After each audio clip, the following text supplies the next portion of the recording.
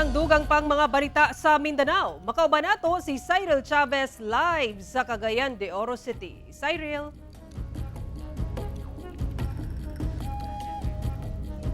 Salamat, Sarah.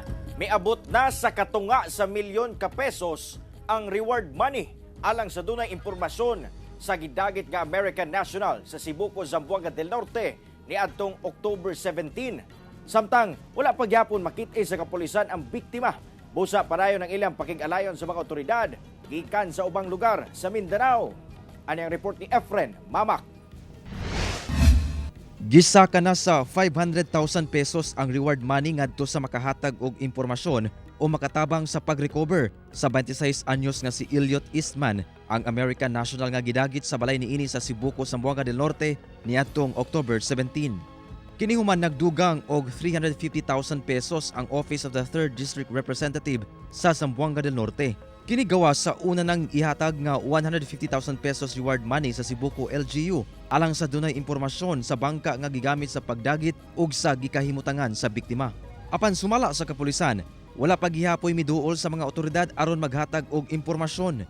Wala ho tayong report regarding that kasi kung meron ho, malaking progress po yon kasi ang binibigyan ho natin ng reward money yung makapagturo sa bangka at yung makapagturo doon sa location ng ating biktima. Sumala sa kapulisan, padayon ang koordinasyon nila sa mga otoridad gikan sa ubang lugar sa Mindanao alang sa pagpangita sa biktima. Kasama ho sila sa paghahanap dito sa ating biktima.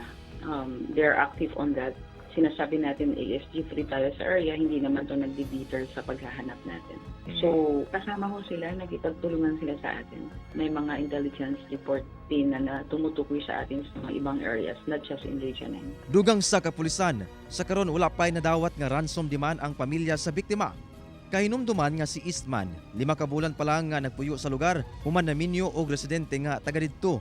Dihang gidagit ni atong October 17, gipusil kini sa tiil sa 4 ka armadong lalaki nga nagpakaaron ingnong law enforcement officer o gisakay sa bangka palayo sa lugar. Gibutyag sab niini sa iyang vlog nga duna kini nadawat nga kidnapping threat una siya gidagit.